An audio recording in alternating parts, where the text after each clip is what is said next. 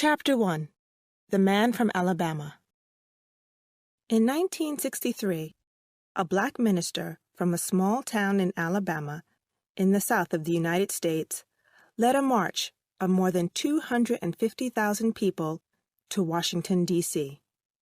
There, he made a speech that became famous. "I have a dream," he said. He dreamed of all the people of America, black and white, living together in peace and freedom. He said that all men and women should be equal. Many of the marchers cried as they listened to him.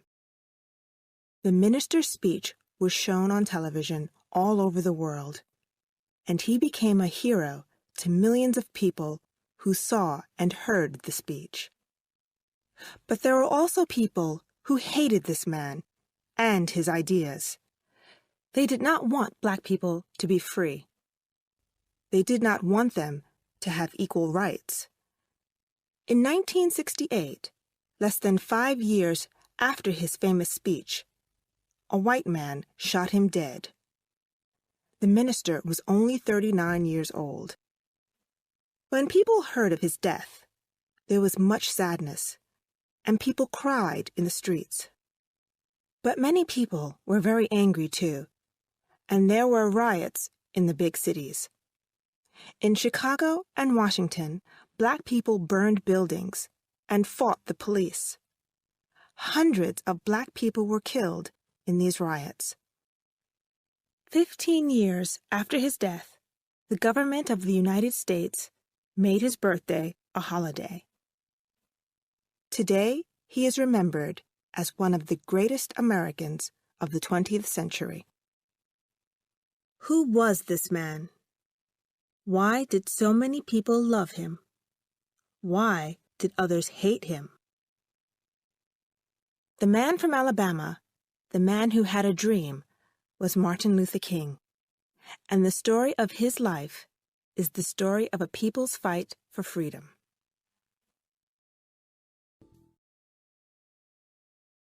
Chapter 2. Growing Up in the South. Martin Luther King was born on the 15th of January, 1929 in Atlanta, Georgia. His father, who was also called Martin Luther King, was the minister in an Atlanta church. The King family were not poor. They lived in a good neighborhood of Atlanta, and they had enough money to live comfortably. When Martin thought about his early years in Atlanta, he remembered a loving family and friendly neighbors. But the King family were black. Less than 100 years before Martin Luther King was born, his people were slaves. Even in 1929, black people in the south of the United States did not have the same rights as white people. Blacks and whites lived in different worlds. When blacks traveled on buses, they had to sit at the back of the bus. They could not sit beside whites. Most restaurants did not sell food to black people. There were different schools for black children and white children. It was like this all over the South. Blacks and whites lived in the same places, but they were kept away from each other. This was called segregation. "Segregation is wrong, but things will get better in time," said Martin's father. "White people will start to think differently one day. We should be patient and wait, because you can't hurry change. It will come, but not soon. We have to wait for it." Young Martin did not agree with his father. If you want to change things, you have to act, he thought. He knew himself what segregation meant. When he was very small, he played with a little white boy across the street from his house. His friend's name was Warren. When Martin started school, he looked for Warren, but he was not there. After school, he went to Warren's house and asked to play with him. The boy's mother said that Martin could not play with Warren anymore because Martin was black and his friend was white. When Martin came home that day, he was crying. He told his mother what had happened. "It doesn't matter what other people think," she told him. "You're as good as anyone else. Don't you ever forget that." Martin remembered his mother's words. He knew that she was right. He was as good as any white boy. But as he grew older, he saw how white people treated black people in Atlanta. Once when he was in the center of town, he walked into a white woman. It was an accident, but the white woman hit him on the face. When someone asked her why she had done this, the woman replied, "That little black bastard stepped on my foot." Martin's face hurt, but the name that she called him, little black bastard, hurt him even more. When he started high school at the age of 11, Martin began to make speeches. Of course, he often spoke in church, but at school, he talked about the need for change in the South. When Martin was 14 years old, he won a prize for one of his speeches. He traveled to Washington with his teacher to get his prize, and they returned to Atlanta by bus. When a white man got on the bus, there were no empty seats, so the driver told Martin to get up and give the white man his seat. Martin refused. Why should he give his seat to this man?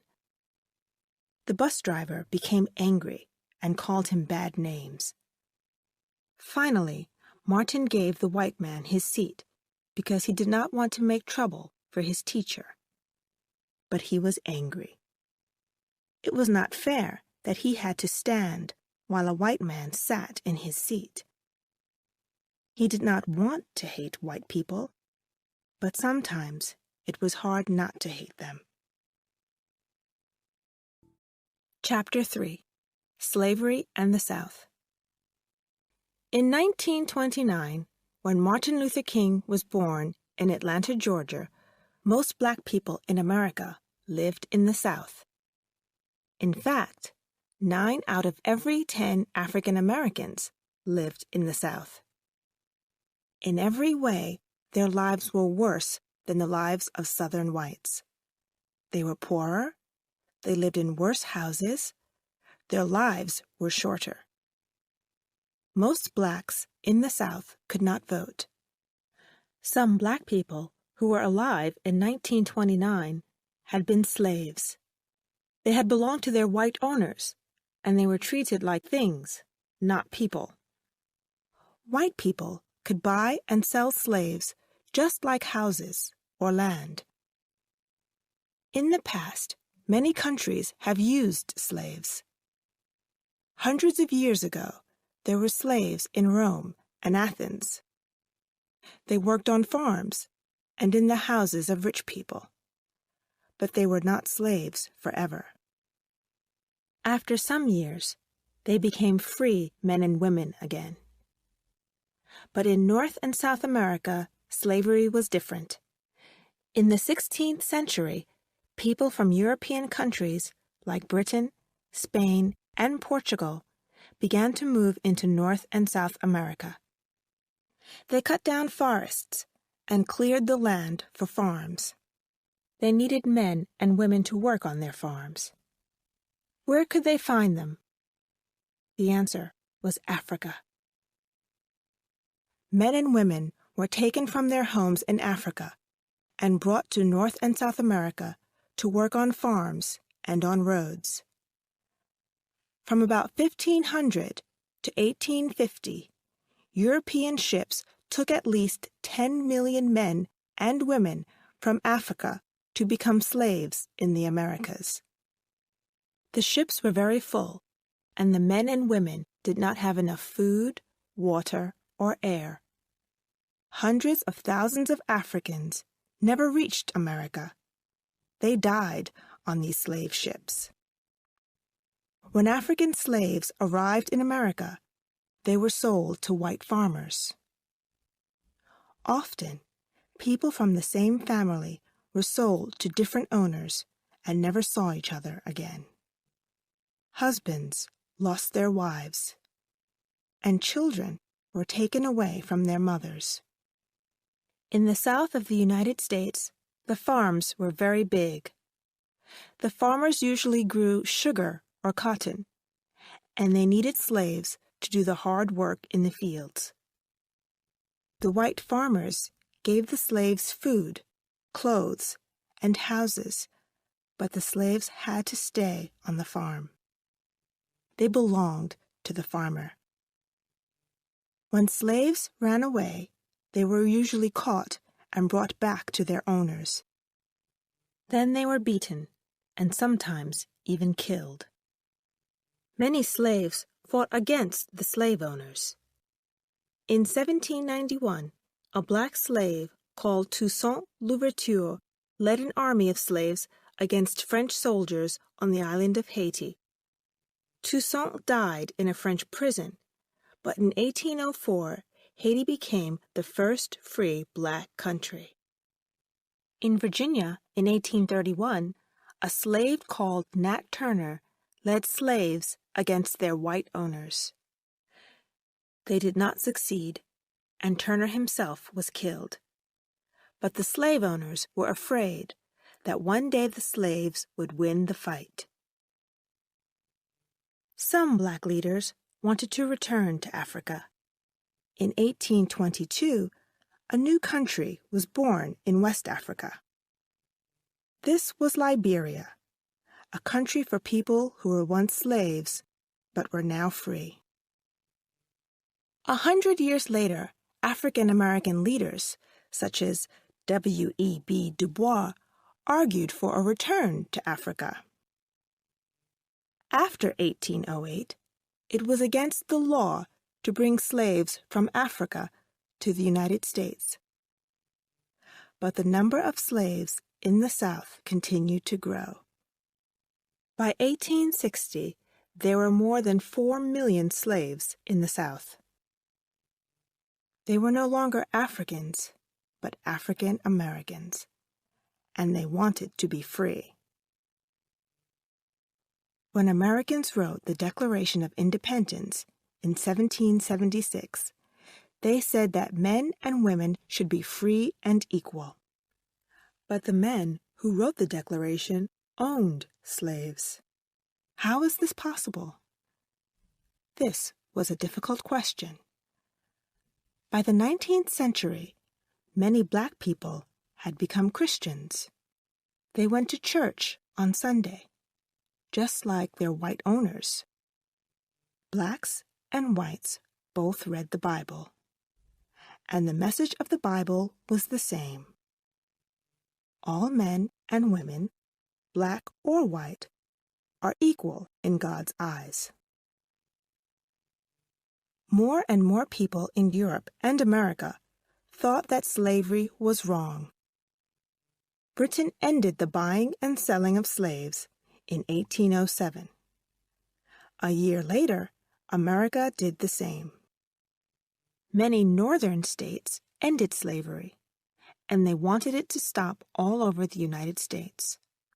But southern slave owners wanted to keep their slaves. They refused to free them, and they were ready to fight for their right to own slaves. The southern states were ready to go to war for these rights. Chapter 4: War in America and After. Abraham Lincoln was elected President of the United States in 1860. He wanted to end slavery in America, but the South wanted to keep their slaves. So 7 southern states decided to leave the United States of America. The North and South went to war in 1861. More than 180,000 black soldiers fought for the North. In 5 years of terrible fighting, more than 500,000 soldiers on both sides were killed. The North won the war, and slavery in the South ended in 1865. Now there were no more black slaves in America. But black people in the South did not have the same rights as white people. Blacks could not go to white schools, and there were very few schools for blacks. Blacks could not go to the same shops or restaurants as whites. When blacks did try to get their rights, whites often answered them with violence. Most whites in the South were angry that they had lost the war. They did not agree with the end of slavery or with equal rights for blacks. In 1867, a group of soldiers in the southern state of Georgia started a secret organization to fight against black rights. This organization was called the Ku Klux Klan. They wanted to frighten blacks and stop them from voting in elections. Klansmen dressed in white clothes and covered their faces so nobody could see who they were.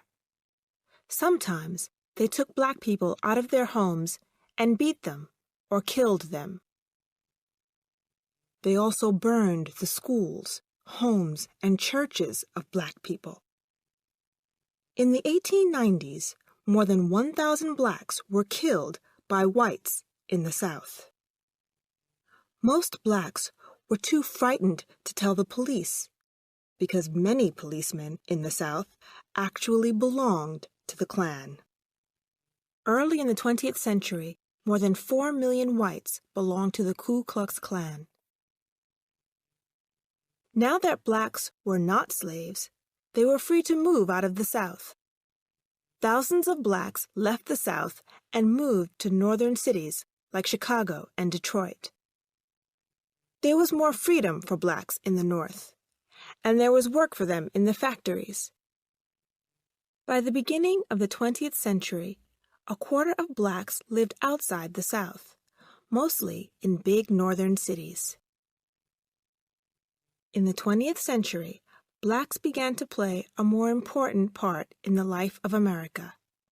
New schools and universities for blacks opened. Jazz, the music of black people, became popular all over the world. Harlem, a black neighborhood of New York City, became the center for black musicians like Duke Ellington and black writers like Langston Hughes. Paul Robeson was a famous black singer and actor. He sang about the troubles of black people. But many whites were angry when he appeared in Shakespeare's play Othello with a white actress as his wife. There were many black sportsmen. The great black runner, Jesse Owens, won gold medals for America at the 1936 Olympic Games in Berlin. As Hitler and other Nazi leaders watched, Owens beat the best white runners. The boxer, Joe Louis, was born into a poor black family in Alabama in 1914 and was taken to Detroit when he was 10 years old. In 1937, he became the world boxing champion. His greatest fight was against the German boxer Max Schmeling. Louis had lost to Schmeling in their first fight. When Schmeling returned to Germany, he was called a hero by the Nazis. Hitler himself said that because Schmeling had won, whites were stronger than blacks. When Louis beat Schmeling in 1938, blacks all over America were wildly happy. Joe Louis fought 20 times as world champion and was never beaten. But once again, the greatest changes in the lives of black people came from a war. In 1941, America entered the Second World War. Black soldiers fought bravely for their country, but the American army was segregated. Black soldiers did not fight beside white soldiers, and they were not treated as well as white soldiers. When black soldiers protested about this, there were often fights between black soldiers and white soldiers. When these black soldiers returned to America, they wanted equal rights for themselves. In some of the countries they had visited, black people had the same rights as white people and were treated fairly. After the war, even more blacks moved to the North and became richer. Some things got better. Black workers in 1950 were paid twice as much as black workers in 1940, and more blacks began to go to university. But black Americans got much less money than white Americans, even when they were doing the same jobs. Many fewer blacks than whites went to university, and even in the North, there was still the problem of racism. The Second World War had been a war against racist ideas. Many whites in America realized that their own country was racist. Blacks began to vote, and white politicians began to listen to them. In 1948, President Truman ended segregation in the Army.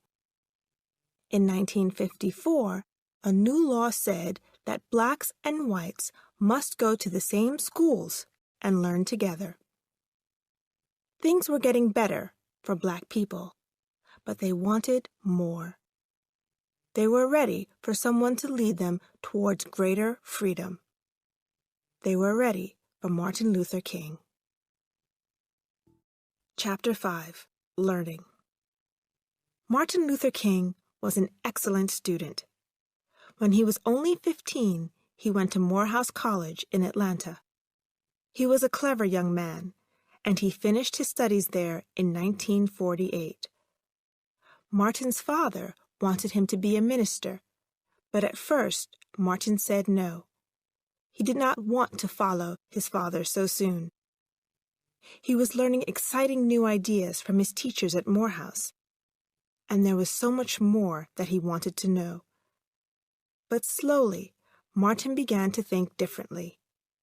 He decided to become a minister, like his father, but to be a teacher, too. He went to Crozer, a college for ministers in Pennsylvania, in the North. There were many white students at the college, but Martin was happy to find that they were friendly towards him. In fact, they welcomed him. Martin realized that black people and white people did not have to hate each other. But how could he make white people in the South see this? He wanted to make them think like him, but he did not know how. He began to think seriously about this. In his last year at Crozer, Martin went to hear a talk about the Indian leader Mohandas Gandhi. Gandhi and his followers had fought against the British in India, but they had used nonviolence, not guns, to get a free India. They had refused to pay money to the British government. They had sat in the road to stop the British Army. Thousands of them had been arrested for refusing to obey unfair laws. Gandhi thought that love was more powerful than hate. If you love your enemies, you can beat them, Gandhi had said. Martin was excited by Gandhi's words. Could black people in the South end segregation without violence? Martin continued his studies at Boston University. Now he was Dr. Martin Luther King. His family were very proud of him. But Martin was lonely in the North. He felt far from home, and he knew that his work was in the South. Then some friends introduced him to a young woman from the South called Coretta Scott. They fell in love and married in 1953. Soon they started a family. For the rest of Martin Luther King's life, he and Coretta worked together to fight segregation in the South. In 1954, the Kings moved back to the South. Martin became minister of the Dexter Avenue Baptist Church in Montgomery, Alabama. Once he was back in Alabama, Martin realized that things were beginning to change in the South. Black and white children were starting to go to the same schools. There were new laws against segregation. But white people in the South decided to fight against these laws. Clearly, trouble was coming in the South. And the trouble began in Martin Luther King's new home, Montgomery, Alabama. Chapter 6. The Montgomery Bus Boycott. Rosa Parks was a black woman who worked in a shop in Montgomery. Every day, she took the bus to and from her work.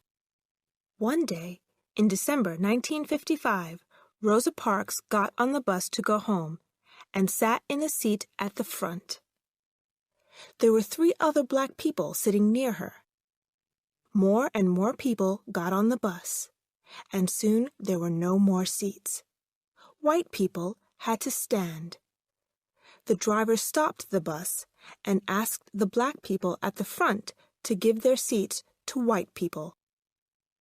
3 of them stood up, but Rosa Parks stayed in her seat. Rosa belonged to the NAACP, a black civil rights group, and she knew her rights. She refused to get up. "Why don't you stand up?" said the driver. "I don't think I should have to stand up," Rosa answered. "If you don't stand up, I'm going to call the police," said the driver. "You can do that," said Rosa. So the driver called the police, and Rosa Parks was arrested and put in prison. The arrest of Rosa Parks made many black people in Montgomery very angry. But it gave them a chance to protest against the policy of segregation on the buses. For years, the NAACP had wanted to take action against the city's bus company. Now they had a chance. But who could lead them? Martin Luther King had only been minister of the Dexter Avenue Baptist Church for a year, but he was well known for his honesty. The NAACP asked King to meet them and decide what to do. It was time to end segregation on Montgomery's buses. They met in King's church. King said that black people should boycott the buses in Montgomery. "If we refuse to ride on the buses, the company is going to lose a lot of money," he said.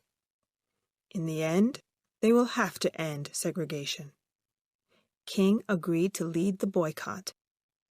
When the meeting finished, King was worried. He discussed his worries with Coretta, his wife. Will the bus boycott succeed? He wondered. Will black people obey the boycott? Most black people don't have cars, so how are they going to get to work? If people can't get to work, perhaps they will lose their jobs. Maybe the boycott will hurt black people more than it will hurt white people. How will that help black people? There were a lot of questions, and King and his wife talked for hours. Neither of them slept well that night. Next morning, King and Coretta got up and looked out the window. There was a bus stop in front of their house. They waited for a bus to come. At last, the first bus came, and it was empty. Then the second bus came, and it was empty too. It was the same all over Montgomery. Black people walked to work. Some of them walked 20 miles or stayed at home. Black taxi drivers drove people to work in their taxis for the same money that they paid on the bus. The boycott was working. The bus boycott lasted for more than a year. Many black people were arrested and put in prison, and King was one of them. Some white people were angry with King, and they thought he was dangerous. One night, someone left a bomb outside the King family home. It exploded. but luckily no one was hurt. The bus company was losing money, but it refused to change its policy. Shops in Montgomery were losing money too, because Black people were not coming into town to shop. The owners of the shops wanted the boycott to end, but the bus company did not want the NAACP to win. The boycott leaders went to an Alabama judge. They said that segregation on buses was wrong. The Alabama judge did not agree with them, so they went to Washington to see the most important judges in the country. On the 13th of November, 1956, these judges said that segregation in buses was against the law. The Montgomery bus boycott had succeeded. Chapter 7. Big Trouble in Little Rock. The Montgomery bus boycott made Martin Luther King famous. People all over America began to talk about the young Black minister who had organized it. But King knew that Montgomery was only the beginning. Black people had won their fight in Montgomery, but it was not the only fight that they had to win in the South. To win their civil rights, Black people needed to organize themselves. In 1957, hundreds of Southern Black church leaders met together to talk about what to do next. At the meeting, King said that Black people had to work together to win their civil rights. The church leaders organized themselves into the Southern Christian Leadership Conference, SCLC. Martin Luther King became the president of the SCLC. He told them that they had to join together to fight for the rights of Black people in the South. King wrote a book, Stride Toward Freedom, to explain his ideas. In his book, he talked about the teachings of Gandhi. King believed that nonviolence was the only way to win the fight for Black rights. In Montgomery, the boycott had been nonviolent. The police had beaten the protesters, and they had tried to break the boycott by violence, but the protesters had not fought back. They had no sticks or guns, and they had not fought violence with violence. They had just refused to let people treat them unfairly, and they had won because they were right, not because they were violent. There were many other things in the South that needed to change. Schools were segregated. White children went to all white schools. Black children went to all black schools. Although there were more Black children than white children in the South, much more money was spent on white schools than on Black schools. But in 1954, the law was changed.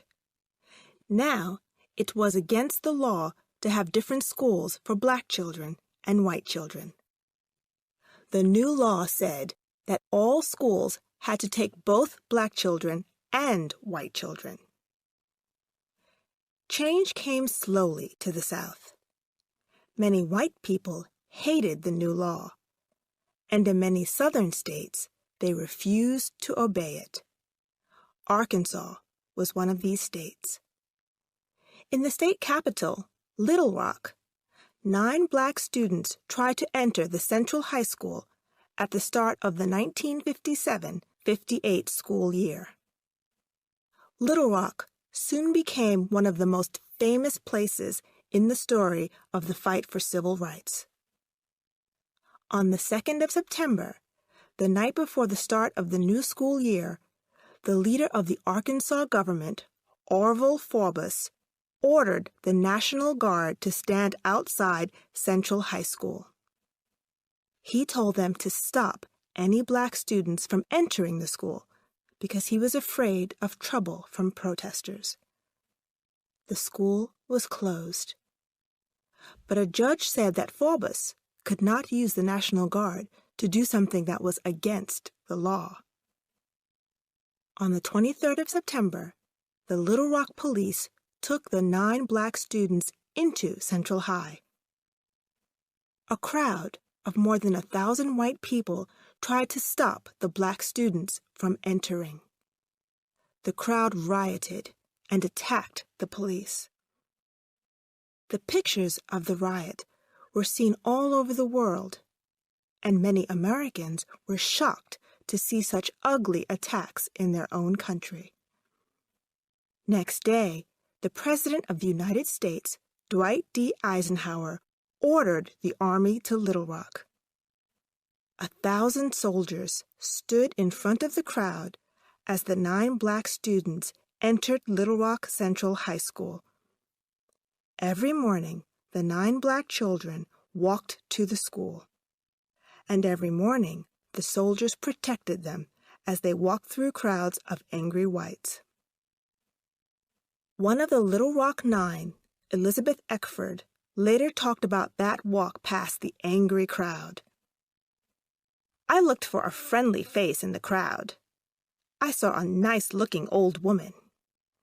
She seemed to have a kind face. But when I smiled at her, she spat at me." Inside the school, things were different. Ernest Green, one of the 9 black students, remembered the friendly white students who helped him. "I missed 3 weeks of school, so I was behind in my classwork. A couple of boys in my class gave me notes on the lessons that I'd missed. After seeing the crowd outside the school, I was really surprised by this." Chapter 8. A New Start? For black people in America, 1960 was an important year. King was busier than ever. He decided to move back to his father's church in Atlanta. He spent half of his time working in his church and the other half working for the SCLC. King's policy of nonviolent protest was becoming more popular. Soon black people found a new way to protest: the sit-in. Restaurants in the South were still segregated. One day, in February 1960, 4 black students in Greensboro, North Carolina, walked into a shop called Woolworth's. There were hundreds of Woolworth shops across the country, and many had restaurants inside the shop. The students sat down at a table and politely asked for lunch. The waitress refused to take their order and told the students to go, but they refused to leave the restaurant. Instead, they began a sit-in. They sat at their tables and waited until the restaurant closed. Next day, some more students joined them. Then, some white students joined the sit-in too. The Greensboro students were arrested, but the sit-ins did not stop. Soon, there were sit-ins at restaurants all over the South. More white students from the North traveled to the South to join the sit-ins. In July 1960, Woolworth's finally agreed to let both blacks and whites use their restaurants. Other big companies did the same. So once again, nonviolent protest had been successful in the battle for civil rights. Martin Luther King joined the sit-ins. When students held a sit-in at an Atlanta restaurant in October 1960, King stayed with them. He was arrested and put in prison. King was not sorry to go to prison. Like Gandhi, he believed that you should not obey a bad law. If the law is unfair, he argued, then it is right to break it. It is better not to obey a bad law than to obey it. If this means that you go to prison, then you have to accept that. King was not afraid of prison, but King's family and friends were afraid for him. They knew that King's life was in danger in prison. He had many enemies, and there were people who wanted to kill him. In the South in 1960, it was not difficult to kill a black prisoner. Coretta King went to John F. Kennedy for help. Kennedy had already said that segregation was a bad thing, and he promised to help King. When Kennedy asked the judge to let King go, the judge agreed. But Martin Luther King later went to prison many more times when he refused to obey unfair laws.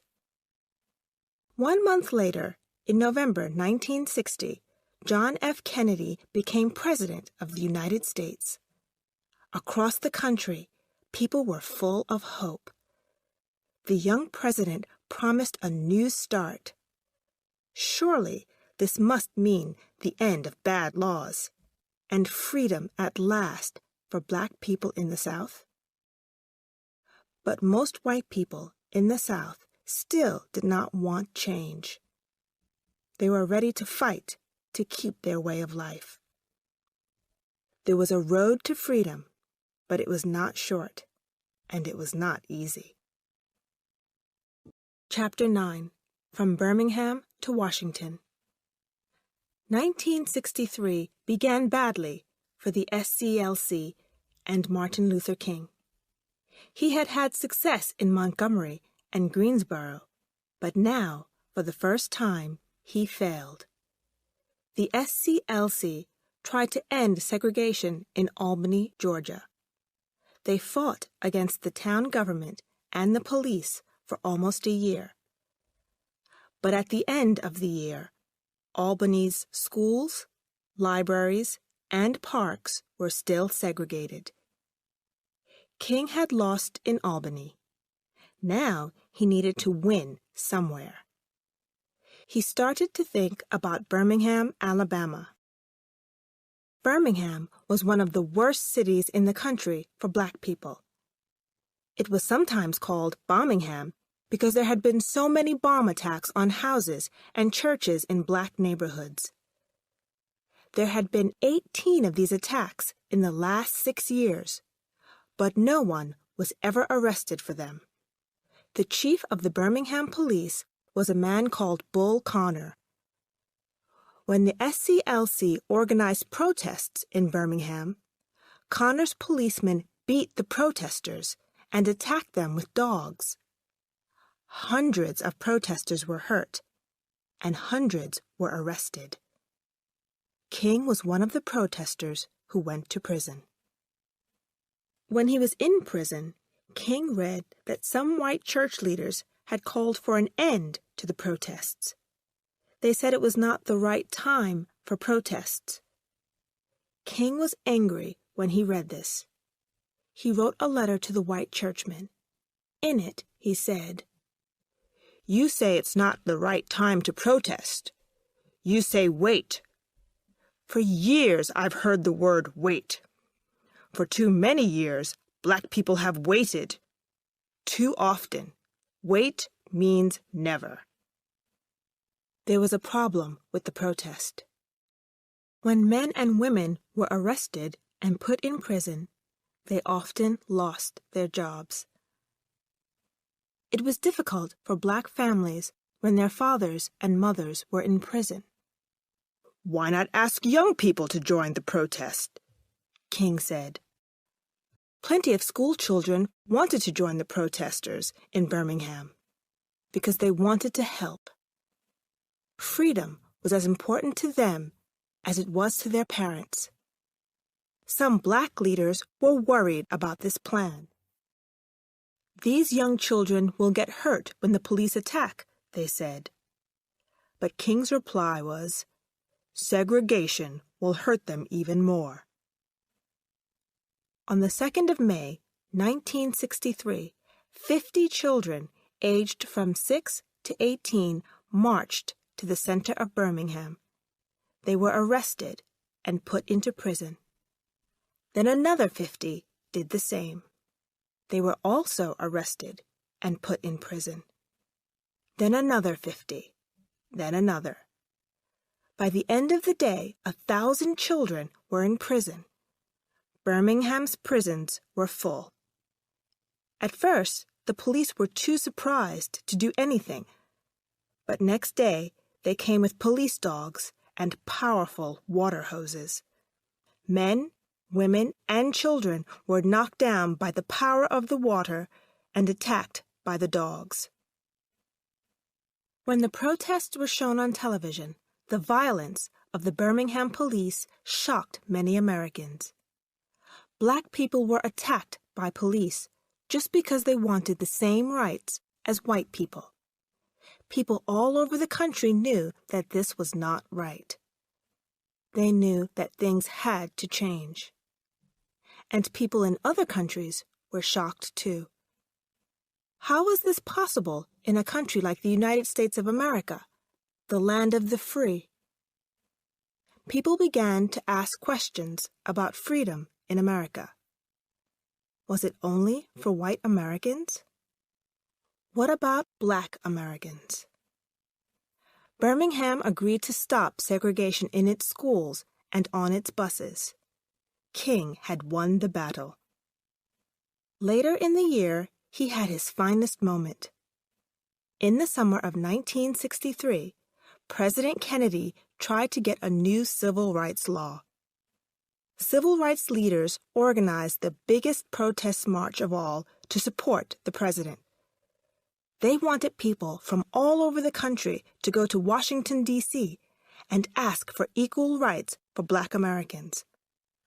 On the 28th of August, 1963, more than 250,000 people came to Washington and marched to the Lincoln Memorial. There were speeches and songs. Finally, Martin Luther King stood up and made the greatest speech of his life. "I have a dream," he said. In the America of his dream, blacks and whites were equal and lived together in peace. The speech was shown on television all over the world. People cried when they heard King's words. Surely things must change now, they thought. The country was full of hope for the future. But later in that year, 1963, America was once again shocked by terrible violence. Chapter 10. This Country is Sick. A month after King's Washington speech, there was more violence, again in Birmingham, Alabama. A bomb was thrown into a black church, and 4 young black girls were killed. King's message did not change, but the bomb made it harder to persuade people that nonviolence was the answer. On the 22nd of November, 1963, President John F. Kennedy was shot dead in Dallas, Texas. King had known Kennedy well and worked with him. They had argued about the best way to win equal rights for blacks, but they had agreed that equal rights for all must come soon. Like most Americans, King was shocked by Kennedy's death. "This country is sick," he said. Sometimes he thought about his own death. Perhaps somebody hated King enough to kill him too. He wondered about the new president. Lyndon B. Johnson came from the South. What was his policy on segregation? Did he want to end it, like Kennedy, or to continue with it? Nobody knew the answer yet. After his Washington speech, King became famous all over the world. When people thought of the fight for civil rights in America, they thought of Martin Luther King.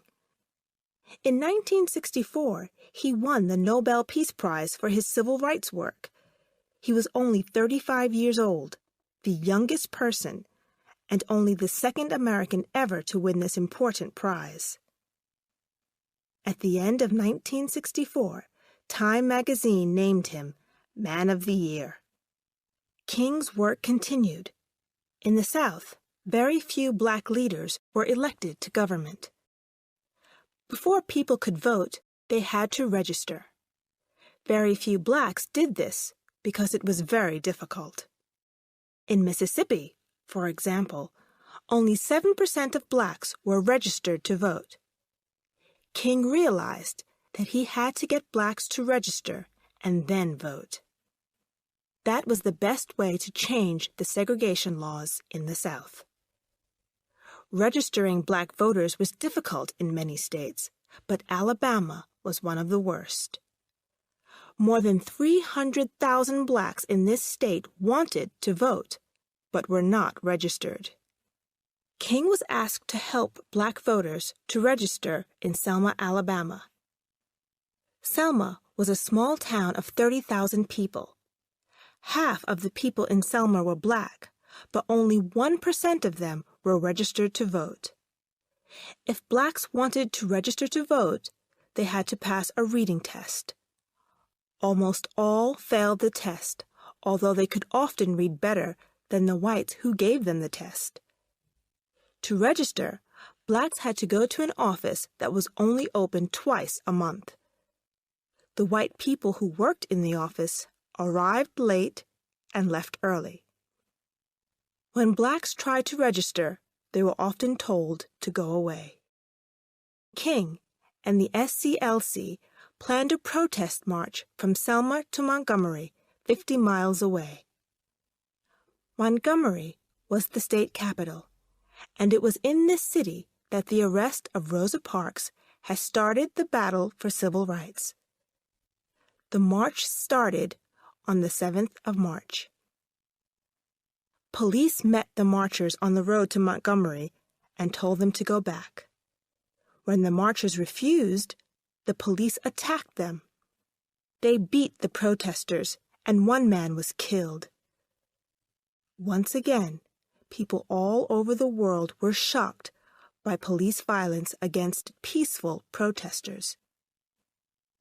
President Lyndon B. Johnson ordered the Selma police to protect the marchers. On the 21st of March, the march from Selma to Montgomery started again. It took 5 days, but this time there was no violence. When the march entered Montgomery, there were 25,000 marchers, black and white. The leader of the Alabama government, George Wallace, refused to meet the marchers or listen to their protests.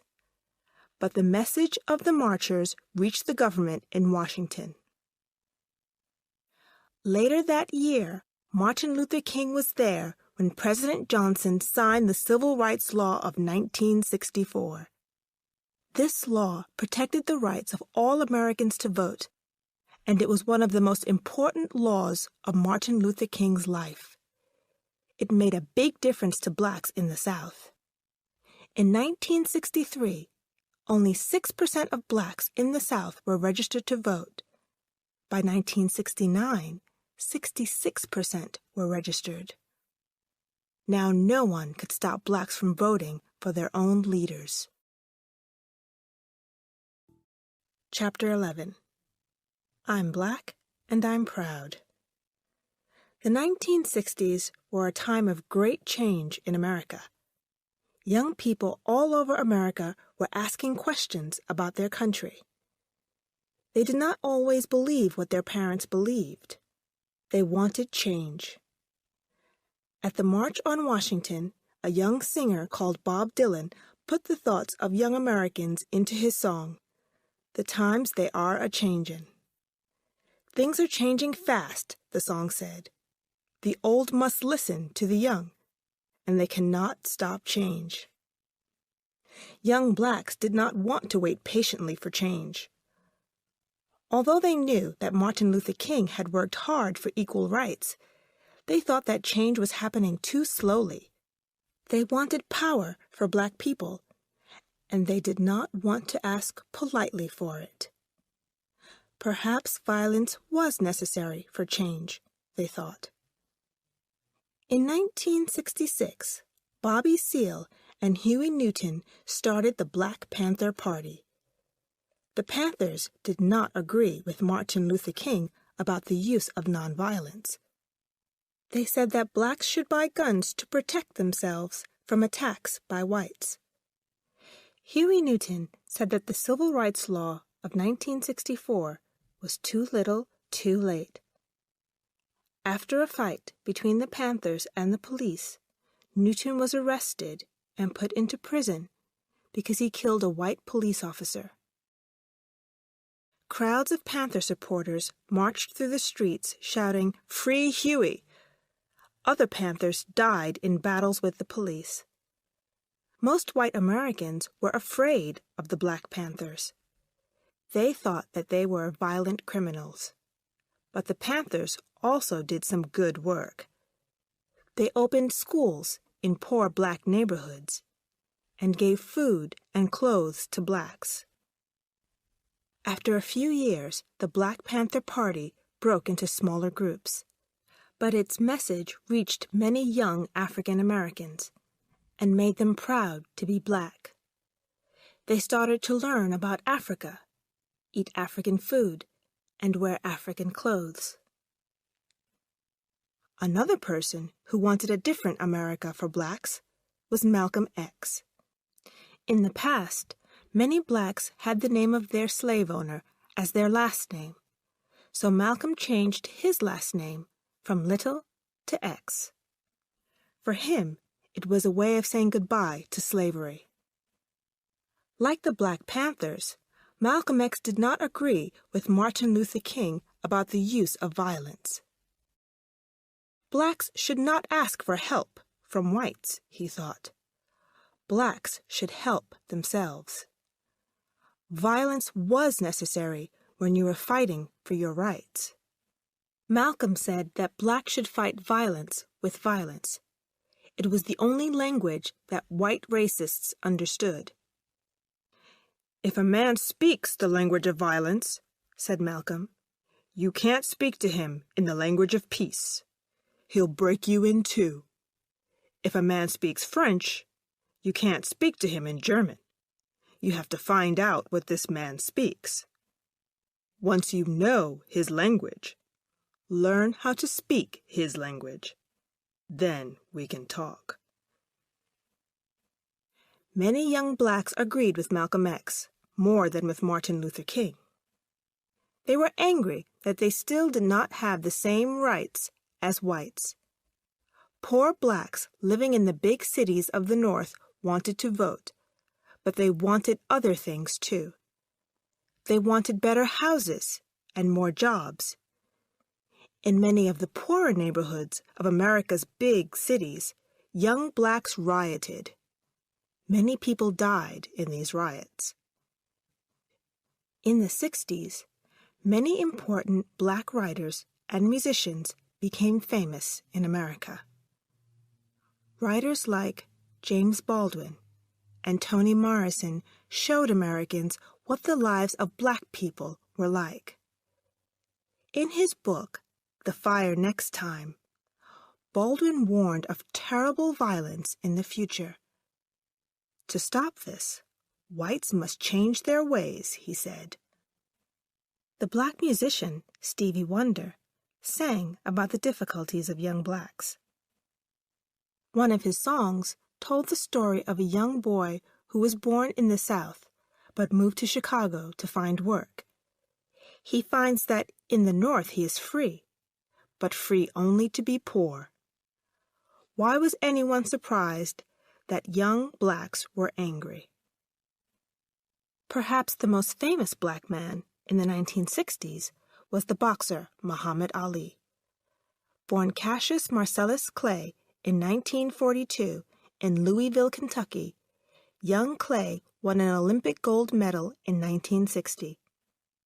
He fought the world champion Sonny Liston in 1964, and to the surprise of most people, Clay won. After the fight, he surprised the world when he said that he had become a Muslim and had changed his name to Muhammad Ali. "Don't call me Cassius Clay," he said. "That's a slave name. Ollie was loud and proud and clever. "I am the greatest," he said. And he was. No one could beat him. He began to speak out against racism. In 1967, he refused to join the U.S. Army and fight in Vietnam. Because of this, he was put in prison, and he was told that he was not the world champion anymore. When he got out of prison, he beat George Foreman to become world champion again. Ollie said, "When I refused to fight in Vietnam, I wasn't a hero. I just wanted to be free. I wanted America to be America." Chapter 12. Black and White, Unite and Fight. The late 1960s were a time of change for Martin Luther King, too. Although he was always against violence, he began to see that there were many different kinds of violence. King was from the South, and he wanted freedom and equal rights for the blacks of the South. But life for blacks in northern cities was not easy either. Blacks in the North could go to the same schools as whites, but many black children did not finish school. Most northern blacks were poor. Many could not find a job when they left school. Many came from one-parent families and lived in buildings that were old and dirty. It seemed to King that poverty was itself a kind of violence. He began to think about the rights that all people should have. It was true that black people had the vote, true that they could eat in the same restaurants as whites. But it is one thing to be able to eat in a restaurant. It is another thing to have the job that gives you the money to eat there.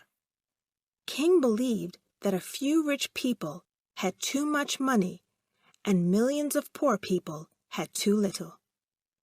He wanted an end to poverty. And that meant that someone had to take money from the rich and give it to the poor.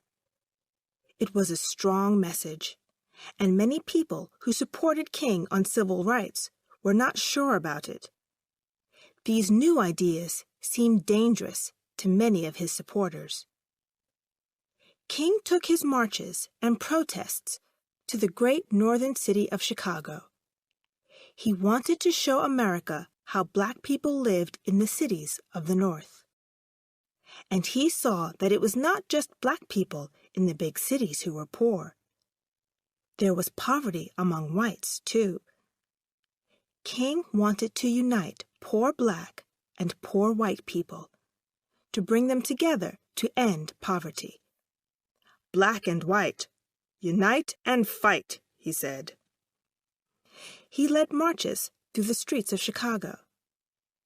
Just as in the South, the marchers were attacked by the police. Sometimes it was worse than in the South. The marchers were hit with sticks and bottles. Some black leaders did not agree with King. They thought that he should only speak for black people. Why should he speak for poor white people? Poor whites had their own leaders. But King had decided what he wanted to do. He planned to lead a Poor People's March on Washington. And now everyone in America was thinking about a new problem: Vietnam. All through the 1960s, America was at war in Vietnam. Every year, more and more American soldiers were sent to fight in Vietnam. By 1968, more than 500,000 American soldiers were fighting there. Many of these soldiers were black and came from poor families. In the end, more than 58,000 American soldiers died in Vietnam. Vietnam was a terrible war. More than 2 million soldiers from North and South Vietnam were killed. More than 2 million Vietnamese who were not soldiers were killed or hurt. Thousands of villages were destroyed, and rice fields were burned. Many Americans were against the war. They thought it was wrong for America to go to war with a small country like Vietnam. King agreed with them. He was worried about what his country was doing. He decided to speak out against the war. Some of his friends told him not to do this. They said the war was not his business. He should only talk about the problems of black people. But on the 4th of April, 1967, King made an important speech about Vietnam. He said he could not be silent about the war anymore. People had said that he should not speak about peace. He should only speak about civil rights. "These people," King said, "do not know me. They do not know the world in which they live." Then he attacked the U.S. government. He said the war on Vietnam was wrong. The burning and the bombing had to stop. The killing of Vietnamese men, women, and children had to stop. "I speak as a child of God and as a brother to the poor. I speak as an American. The Vietnamese, too, are my brothers and sisters. The American government must stop its violence against the Vietnamese people. War is not the answer." Martin Luther King was attacked for this speech. What did he know about Vietnam? Some newspapers said he was supporting the Vietnamese government when American soldiers were fighting and dying. But protests against the war grew. All over America, protesters fought with the police. University students who refused to join the army and fight in Vietnam rioted. At Kent State University, Ohio, 4 white students were shot dead by the National Guard. "Now we know what it feels like to be black," said one white student. Chapter 13. Death in Memphis. Many people who wanted to change America began to ask questions about Martin Luther King's policy of nonviolence. Was it possible to change things in America peacefully? The Black Panthers and the followers of Malcolm X did not think so. They thought that the only answer to white violence was black violence. One young black leader, H. Rap Brown, said that violence was as American as apple pie. More and more young blacks agreed with him. There were riots in the black neighborhoods of cities like Detroit, Chicago, and Los Angeles. Young blacks joined gangs to protect their neighborhoods from the police and from gangs in other parts of the city. Gangs fought against each other. Guns were used, and many young black men were killed. These killings made King very sad. He hated to see young black men killing each other. He understood why young blacks were angry, but he still thought that violence was not the answer. He tried to persuade young blacks to stop fighting each other and instead start fighting the government that kept them in poverty. But few young people wanted to listen to him. They thought that Martin Luther King did not understand them. To them, he was yesterday's man. He belonged to the past. In 1968, King was tired. Speeches, marches, and protests had been his life for more than 12 years. He had won many battles. Black people were freer than they had been when he began his fight for civil rights. But he knew that there were many more battles to fight. Blacks were still poorer and less successful at school than whites. There were few blacks in important jobs. Young black people did not remember the battles King had won. They wanted more change, and they wanted it now. In March 1968, a group of workers in the city of Memphis, Tennessee, decided to stop work because they were badly paid. Most of these men were black, and they worked hard to keep the city clean. They asked Martin Luther King to help them with their protest. King agreed to march with them. The marchers wanted to protest peacefully, and they sang and held hands. But gangs of young blacks did not want to protest peacefully. They attacked the march, broke shop windows, and fought with the police. A young man was killed in the fighting. After the march, King talked to the gangs.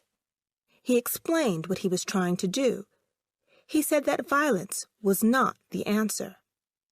They needed to hold a peaceful protest. That was the only way that the workers could win. Some of the young men from the gangs argued with King. They said that times had changed and that peaceful protests did not work anymore. Finally, King persuaded them to join him. The gangs agreed to join the workers on their next march. They promised not to use violence. The date for the next march was the 5th of April. On the 3rd of April, King came back to Memphis and made a speech. It was full of hope. "I have been to the mountaintop," he said. "I have seen the promised land. I may not get there with you, but we as a people will get to the promised land." On the next day, the 4th of April, King told his friends that he needed some air. He went out of his hotel room just after 6 o'clock in the evening. Suddenly, there was the sound of a gun. His friends ran outside and found King lying on the ground. Someone had shot him. Jesse Jackson, one of King's young supporters, held him in his arms. An hour later, Martin Luther King died in a Memphis hospital. He was 39 years old. Chapter 14. Still Dreaming. Martin Luther King's death shocked America. Black Americans could not believe that they had lost their leader. At first, they were shocked, but soon they were angry. "Go home and get your guns," the Black Power leader, Stokely Carmichael, told a crowd in Washington, D.C. There were riots in all the big cities in the USA. The rioters fought the police. 46 blacks were killed in the riots that followed Dr. King's death. James Earl Ray, a white American, was arrested and went to prison for King's murder. But many people did not believe that Ray had acted alone. They thought that white politicians had paid him to kill King. Even Coretta King did not believe that Ray had killed her husband. Martin Luther King's body lay in his father's church in Atlanta. Thousands of people came to say goodbye to the man who led the fight for civil rights. Later, King's body was taken to lie beside his grandparents. There, written on a stone, are the last words of his most famous speech. "Free at last, free at last. Thank God Almighty, I'm free at last." After his death, many people wanted to remember Martin Luther King in some way. In 1980, Stevie Wonder wrote a song called Happy Birthday. The song said that King's birthday should be a holiday for all of the United States. In 1983, a new law named the third Monday in January Martin Luther King Day, a new American holiday. On the 20th of January, 1986, the first Martin Luther King Day, Stevie Wonder sang at a concert to give thanks for King's life. In the year 2000, all 50 states had a holiday on this day for the first time. What happened to the other people in the Martin Luther King story? Jesse Jackson, who was with King when he was killed, stood for election as President of the United States in 1984 and 1988. Later, he worked for President Clinton, and he has visited many countries to work for peace. Bobby Seale still works for civil rights, but does not believe in guns and violence anymore. Malcolm X was shot dead in February 1965 as he was giving a speech at a meeting. Huey Newton came out of prison in 1970 and went to live in Cuba. When he returned from Cuba, he left the Black Panthers after some trouble over money. He was shot dead in 1989 in a gunfight over drugs. James Earl Ray was sent to prison for 99 years. He died in Nashville in 1998 at the age of 70, still protesting that he had not killed Martin Luther King. Rosa Parks left Montgomery and moved to Detroit. She continued working for civil rights. In 1990, she met Nelson Mandela just after he left prison. And Mandela said that he often thought about her brave action while he was in prison. She was given the Presidential Medal of Freedom in 1998. She died on the 25th of October, 2005, aged 93. Coretta Scott King began the King Center in Atlanta, Georgia, to continue her husband's work. For the rest of her life, she worked for peace and civil rights.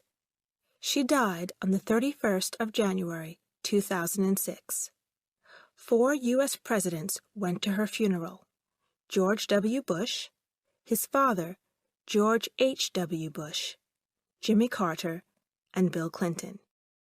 Now, Dexter Scott King, son of Martin Luther King and Coretta Scott King, manages the King Center. Martin Luther King's body was moved to the King Center, and now Coretta's body is there beside his. And Martin Luther King? What can we say about him today, more than 40 years since his death? Has his dream of a fair and equal America come true? There are more Black Americans in important, powerful jobs than ever before. More than 300 American cities are governed by Black leaders. On television, there are many Black reporters and newsreaders. In 2001, Colin Powell became the first African-American Secretary of State for Foreign Affairs. In 2005, Condoleezza Rice was chosen for the same job. At a meeting in African American History Month, she talked about what Martin Luther King's ideas meant to her. Black Americans, African Americans, have always believed in America, even in the darkest times. They believed in America when America didn't believe in them. Martin Luther King told America that it should be true to itself. And finally, America did the right thing by African Americans. But only 59% of Black Americans are registered to vote. And the Black vote is important, most of all when America votes for its president. In the presidential election of 2004, when George Bush beat John Kerry, more than 90% of African Americans voted for Kerry. Martin Luther King's dream has not yet come true. Blacks and whites are not yet equal. Look at the young Americans who go to prison, cannot find a job, or die in street violence. For every white person who finds himself in this group, there are 5 blacks. Being Black in America is like wearing shoes that don't fit, an African-American writer has said. You can get used to them, but they're not comfortable. That's the way it's always been. It's the way it always will be. The fight for civil rights in America has had many leaders. It has also had other people who worked quietly for that fight. Many of those people were not well known at the time, and nobody remembers them now. But for more than 10 years, Martin Luther King was the voice of those people. He was a great speaker whose words could persuade people. During the bus boycott in Montgomery, one of King's followers said, "Dr. King, you have the words that we're thinking, but can't say." And that is why we still remember Martin Luther King today.